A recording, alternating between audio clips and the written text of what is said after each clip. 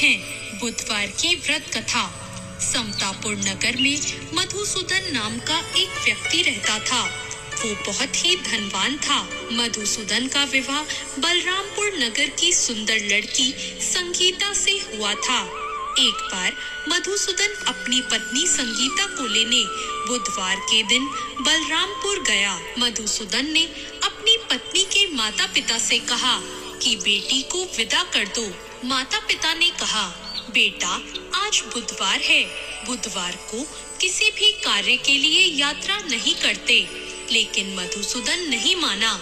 उसने ऐसी शुभ अशुभ बातों को ना मानने की बात कही और फिर उसने अपनी पत्नी को लेकर बैलगाड़ी से यात्रा प्रारंभ कर दी।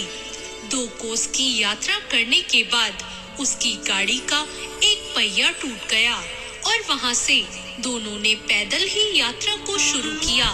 रास्ते में संगीता को प्यास लगी। मधुसूदन उसे एक पेड़ के नीचे बैठाकर जल लेने चला गया। थोड़ी देर बाद जब मधुसूदन कहीं से जल लेकर वापस आया तो वो बहुत हैरान हो गया, क्योंकि उसकी पत्नी के पास उसकी ही शक्ल सूरत का एक दूसरा व्यक्ति बैठा था। संगीता भी मधुसूदन को देखकर हैरान रह गई और वह दोनों में कोई अंतर नहीं कर पाई।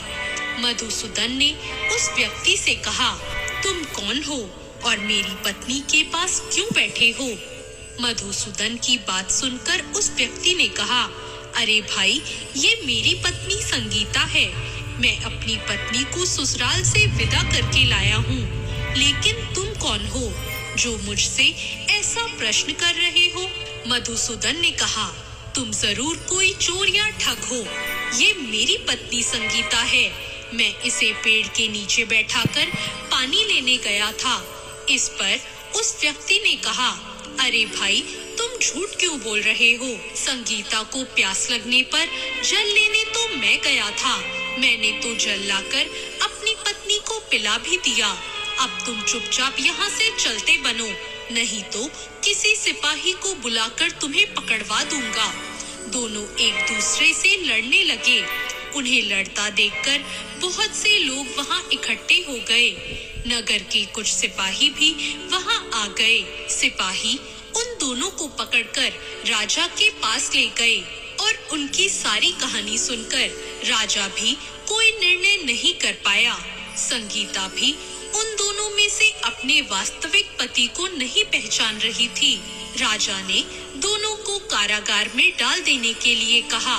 राजा के फैसले पर असली मधुसूदन भयभीत हो उठा। तभी आकाशवाणी हुई, मधुसूदन, तूने संगीता के माता पिता की बात नहीं मानी और बुधवार के दिन अपनी पत्नी को अपने ससुराल से लेकर घर की ओर प्रस्थान किया। यह सब भगवान बुद्ध देव का प्रकोप है।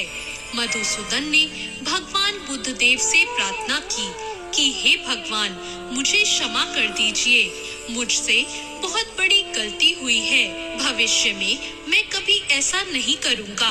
मधुसूदन के प्रार्थना करने से भगवान बुद्ध देव ने उसे क्षमा कर दिया और तभी दूसरा व्यक्ति राजा के सामने से गायब हो गया। राजा और दूसरे लोग इस चमत्कार को देखकर हैरान रह गए। भगवान बुद्ध देव की इस अनुकंपा से राजा ने मधुसूदन और उसकी पत्नी को सम्मान पूर्वक विदा किया। दोनों समतापुर की ओर चल दिए। मधुसूदन और उसकी पत्नी दोनों बुधवार को व्रत करते हुए आनंद पूर्वक अपना जीवन बिताने लगे और इसी तरह भगवान बुद्ध देव की कृपा से उनके यहाँ खुशियाँ बरसने लगी।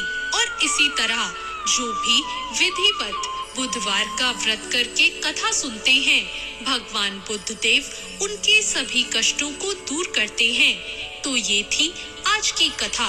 कैसी लगी आपको आज की ये कहानी? कमेंट बॉक्स में जरूर बताएं और ऐसी और कथाओं के लिए हमारे चैनल भक्ति ज्ञान को सब्सक्राइब करें। धन्यवाद।